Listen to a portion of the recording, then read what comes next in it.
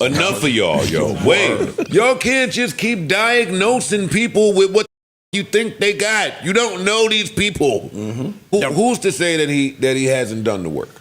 Nobody knows. He might have did it before the feds in his apology video, he said that he in therapy and getting some help, doing yada yada yada, and he may have done it even before that. But all we know is that a really, really, really horrible domestic violence video came out that is dated 2016. Pays to be a victim. Okay. I think she'll take it out. I don't care. The Joe Budden podcast reacts to the Diddy trial, but there was a lot of issues going on as they reacted because this whole Diddy saga was indicative of how hip-hop media had to handle the former Titan who fell from grace. When this whole trial first started, everybody was going against Diddy, largely because the video of Cassie dropped, where he treated her like a rag doll and really abused her. Everybody was anti-Diddy. Before the video, you have to remember that a lot of people didn't see Diddy as doing anything wrong. It was as if people kind of felt like Cassie was doing a cash grab. And throughout the trial, while people saw that video, people pivoted to thinking that it was a cash grab. And those people were largely from the Joe Budden podcast. And by largely, I mean they were the most vocal because they have a podcast. But this episode was very revealing as Joe Budden seemed to kind of plant his flag in the ground and ride for Diddy. It started with him even playing a Dirty Money song with Diddy featuring Rick Ross.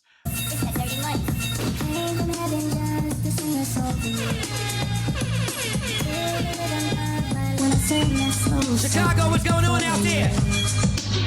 Melissa Ford looked very uncomfortable as Joe played Diddy, and the cast even overlooked all of the past acts of violence Diddy was attached to.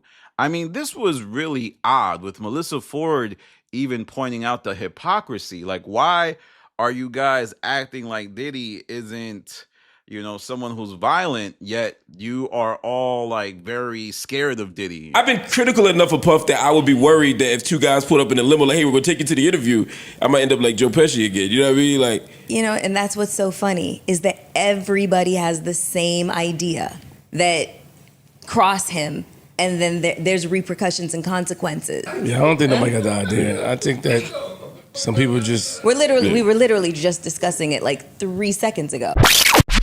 What y'all gonna do when he come home in the event that they don't lock him up forever? Right. I said all this. But that pull up on Teray could have been read two ways. It could have been read as, hey, brother, there's really nothing to worry about. Or a threat. Particularly since you could have just not said anything. I mean, everybody knows who's been watching hip-hop media over the last few years that Diddy is not anything to play with. There was the Nas video shoot where he allegedly, I want to say allegedly, attacked Steve Stout. Then there was the football coach incident involving his son and, playing time on the team, allegedly. Star Sean P. Diddy Combs is under arrest for a fight with a UCLA football coach. The actor, singer, and producer is accused of assault with a deadly weapon. Police say he swung a kettlebell at an assistant coach at the school's athletic training complex. Nobody was seriously hurt, we're told. Combs' son is a defensive back for the football team. And on top of that, there was also the City College thing, which he wasn't directly tied to. Like, he didn't actively make that happen, but he was the promoter for an incident where the rumor was that he had booked way too many people, leading to chaos, and people lost their lives. My brother Dirk died at the Heavy D Puff Daddy celebrity basketball game. From that day on, I'm part of this particular case, greed and gain were major issues in the loss of those 9 lives. So for the podcast to take this tack that, this is invented and Diddy doesn't have a violent streak prior to this whole Cassie incident was indicative of some type of social cover-up. Now, it's not a violent cover-up, but what you saw in this episode was the cast trying to restore Diddy's legacy And I think it was at the expense of the reality of all of the decisions Diddy has made. Yeah, I would agree with most of the cast that it to me appeared like the case was very weak for a Rico, and him going to jail for 50 years or more, 30, 20, 40, didn't seem justifiable under the guise of the evidence provided by the federal government. But to act like Diddy does not owe retribution for his past acts, I thought it was a bit problematic and tone deaf. Now, we also have to examine that the Joe Budden podcast is not to be singled out here, as Diddy presented a problem for hip hop media. For years, they had explained away his acts as some sort of cool quirk that helped them to the top of the industry, but rather they were acting like the yes man who enabled his problematic ways. Everybody collected checks from Diddy. Remember, Revolt TV, while it didn't pay much, it allowed for visibility from some of the biggest brands in hip-hop media. I'm talking things like Drink Champs, Earn Your Leisure, and even the Joe Budden podcast. Well, Joe Budden himself specifically. This is where Joe Budden would put his Revolt TV show, State of the Culture. Sure, it was short-lived, but Diddy and Joe were doing business. These guys were as thick as thieves. And even though Joe may have not been part of the inner circle, which he certainly wasn't, he and his podcast sought to curate Diddy's legacy on his show because not only was Diddy successful and Diddy was one of the hip hop greats, but he also turnkeyed a lot of opportunities for him just by virtue of Revolt TV and his standing in the industry. And Joe wasn't the only person who seemed to really be on Diddy's side. There was a lot of stuff going on throughout this episode and throughout the whole timeline of the Joe Budden podcast and its Diddy coverage.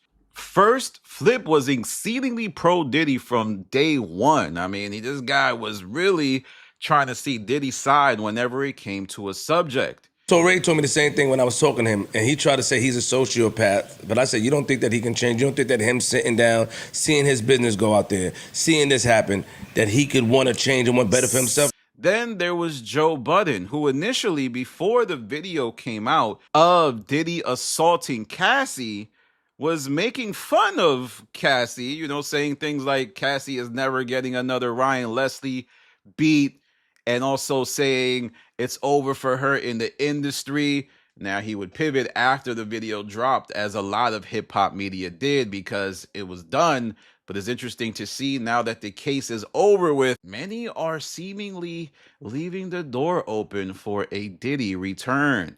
And then there's Ish, who was pro-Diddy throughout. The narcissist term, the misogynist term, all we are in a society where these psychological terms, niggas went to 101. Because let me ask you. Deflection. Now, it's important to remember that most of these guys took the tack that, yes, Diddy was a piece of crap, but did he deserve to go to jail for a long period of time? But along the way, they made some tone-deaf statements and ignored Diddy's past acts of violence, which is how we even got here. I think if people in hip-hop media had pointed out how Diddy was really losing himself, specifically when he did that whole thing and dressed up as Joker, we might have been able to stage some type of media intervention. But everybody was scared, and maybe rightfully so. Then there's Mark Lamont Hill. Now, he is an avid supporter of women's rights, but he's also an abolitionist, which he claims. Any thoughts I have on an abolitionist vision owes a huge conceptual and political debt to the work of black feminists and radical black feminists in particular. I'll go so far as to say I don't have an original thought on this. I'm only standing on their shoulders. And so for me, an abolitionist vision starts from that place of what it means to invest in people, to use a language of investment in love rather than containment and blame. But they have been able to center and mainstream a conversation about what it means to imagine a world that is not yet, to imagine a world without prisons, to imagine a world without policing, to imagine a world where justice doesn't mean confinement, right? Where justice doesn't mean punishment. Now, we have to look at what that means. If you are an abolitionist, you largely feel like, jailing men, especially men of color, is problematic because it has roots to the slavery trade and how, as a country, we never got past putting people in chains. We just evolved to make it kind of more palatable. And that's why I believe while Mark Lamont thought Diddy was wrong, he felt Diddy shouldn't have his whole life taken from him. Then there was another character who was very, very pro Diddy, and he's not a full-time member of the show. He was part-time. It was Ray Daniels. Puff's not a great person. I can get that. But that don't mean he deserves everything worse and he's the only bad. This is not a Tyler Perry movie where he's only one bad guy. Now, Ray Daniels is someone who positioned Diddy as being taken advantage of, notably pointing out that this was a cash grab by Cassie and that she was trying to run off and trying to write a book. And when Diddy said no, that's when her and her husband decided to pivot towards the legal route, resulting in one of the biggest settlements for an entertainer in the medium of hip hop. And that episode was really tone deaf, but I mean, maybe Ray Daniels felt he had a point. And I mean, I can't say that he didn't, because there's parts of me that felt like Cassie was complicit in huge parts of what was going on. And maybe time will reveal the extent of her complicit nature. At the end of the day, though, Cassie was a victim, and we'll have to re-examine that in the years to come as more civil cases get brought to the light. Parks was anti-Diddy throughout the trial, but upon the RICO acquittal, Parks started to flip, and he even seemed to say like, oh, he didn't deserve to go to jail for the RICO. So that's interesting. And then there's Ice. Now, Ice was another interesting figure. He's kind of like Mark Lamont without the academic background, because he is very pro-women in his stance. But then he started to edge towards conspiracy, hinting that Diddy may have been targeted because of his alcohol lawsuit. So as you can see, the podcast was entertaining a lot of conspiracy, which in some ways is problematic. But I mean, I can't say that this whole Diddy trial wasn't odd.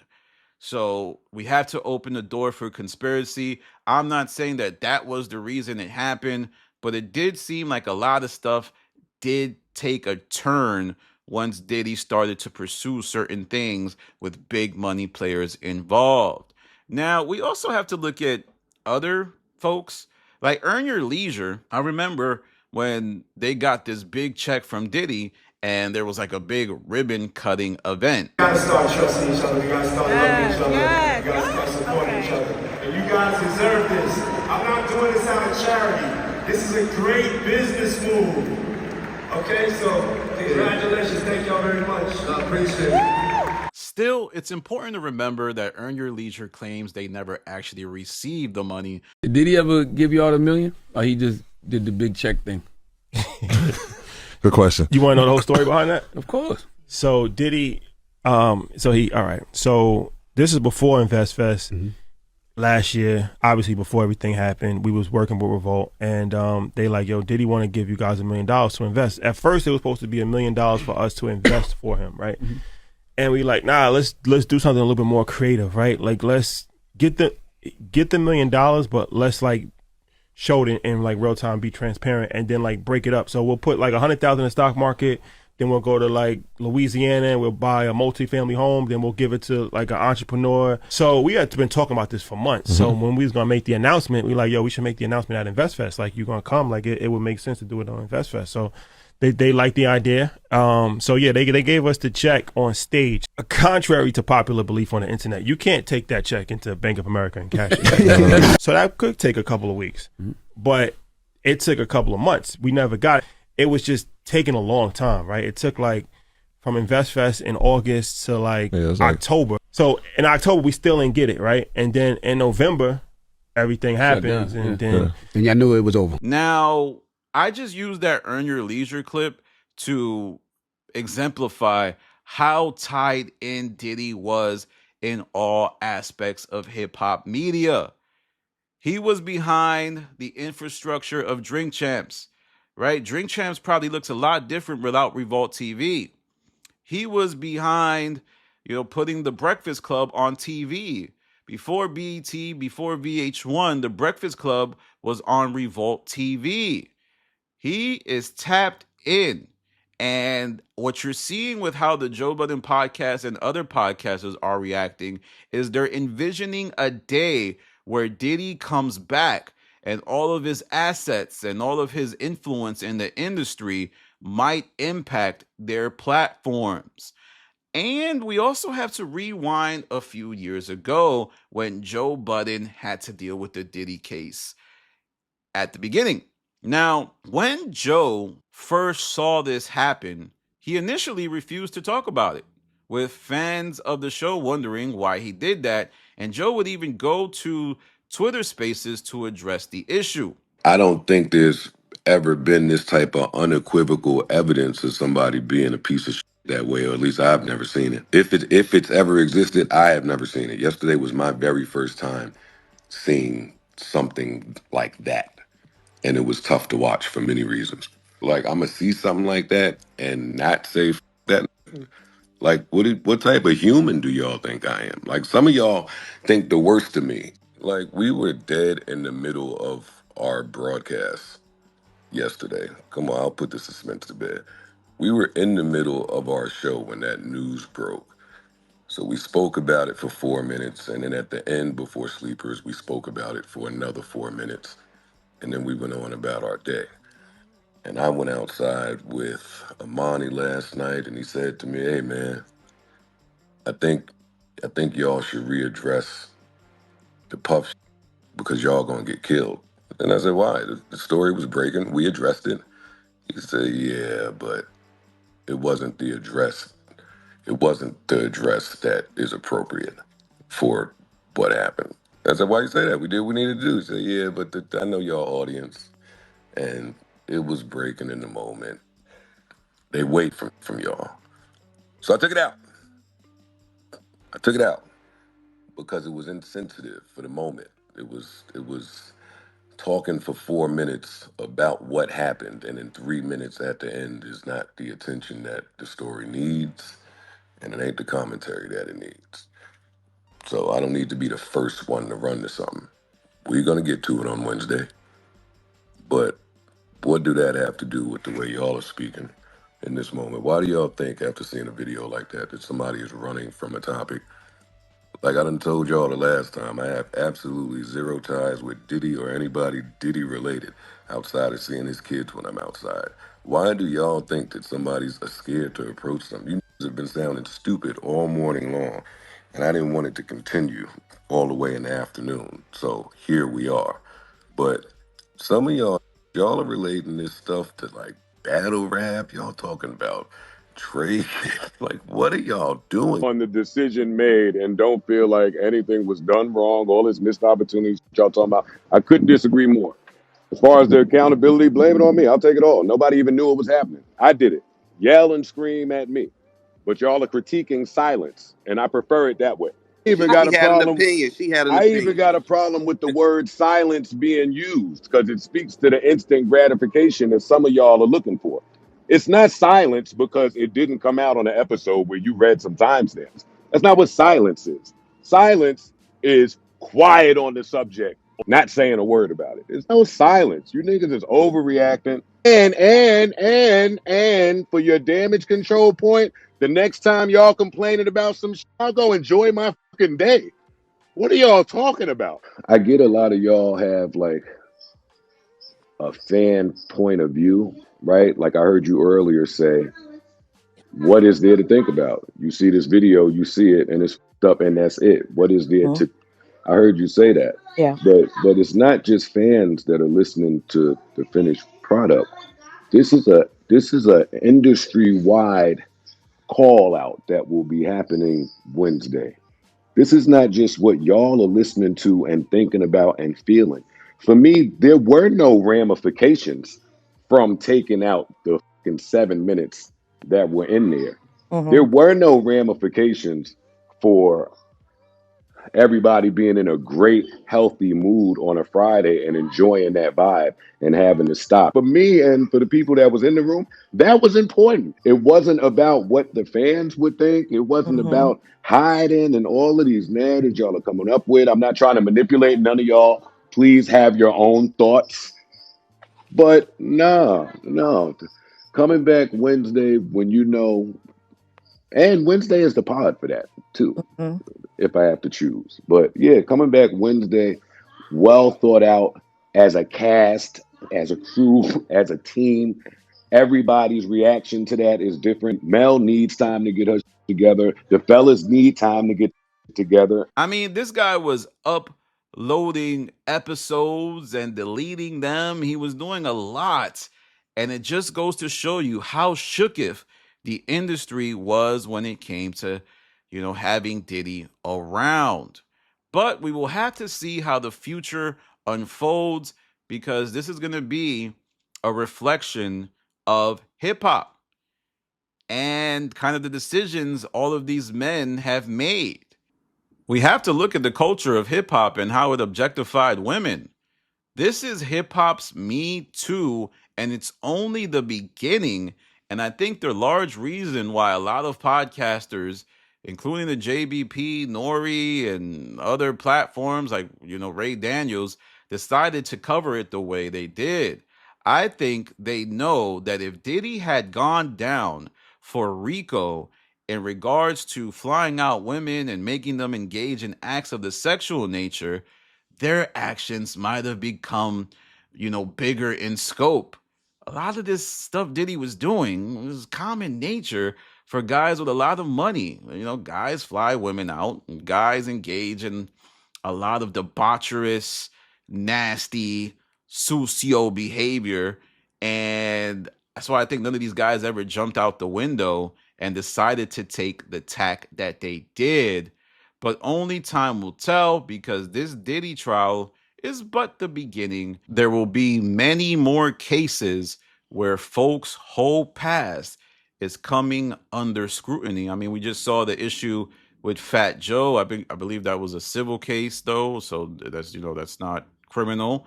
We also saw that erroneous charge against Jay-Z, and with the culture of believing the victim kind of supplanting the old culture of not believing the victim, we will see more and more changes into how hip-hop media has to deal with the treatment of women, especially in a culture that rapped about using women as objects of sexual gratification.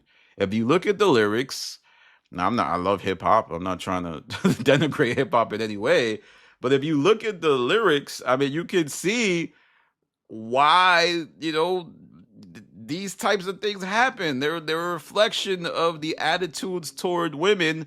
And there's also the aspect of some people are chasing a bag. Some people want to put people in positions to come back around and get the money play later. So it's only right that we acknowledge all sides. And I think that's why the Joe Budden podcast was heavily tilted towards pro Diddy.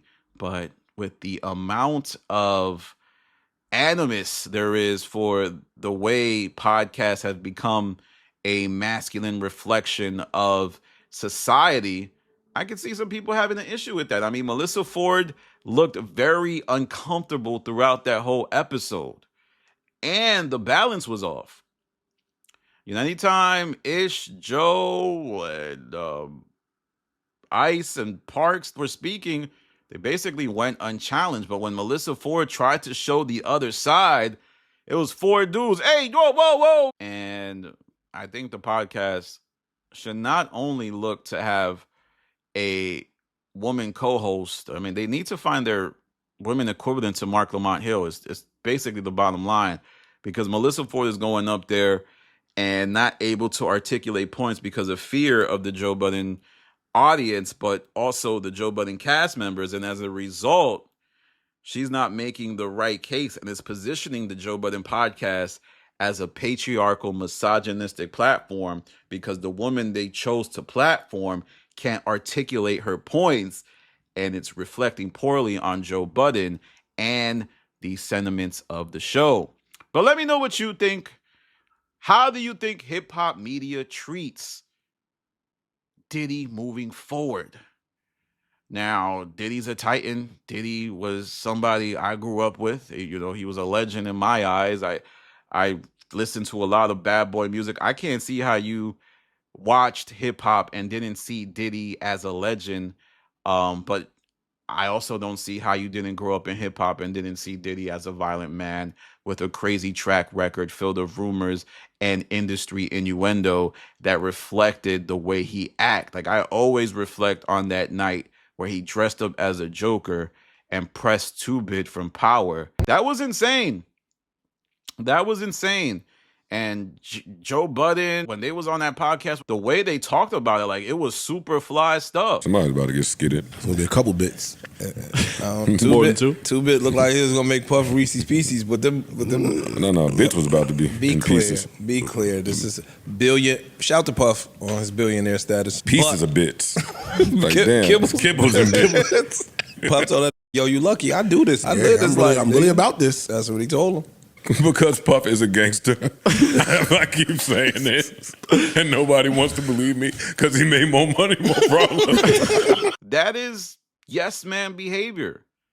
Somebody should have had the courage and be like, yo, Diddy was bugging. Why is he dressed like Joker, walking around threatening people? But only time will tell. Well, that's my video for now. I think, this was an interesting legacy of hip-hop media. And Diddy might be the first person to dodge a bullet, but I don't know if it's over for Diddy's legal issues. I mean, they saying he got like 80 civil cases or something like that. And the federal government, you know how they did OJ, man. He walked away, but did he really walk away? The feds look crazy, bro. They got Comey's daughter looking wild, looking stupid as hell, man. But with that said, follow me on Instagram, The Stop TV. Follow me on Twitter, The Stop TV. Follow me on Patreon, The Stop. Also tap in with my Reddit about the Joe Budden podcast. It's called Joe Budden Network. We're about to hit 40,000 subs, making us the most active and engaged Reddit of the Joe Budden podcast, which is wild. And there's a lot of signs being done there. Once again, this is Danny from The Stop. Peace.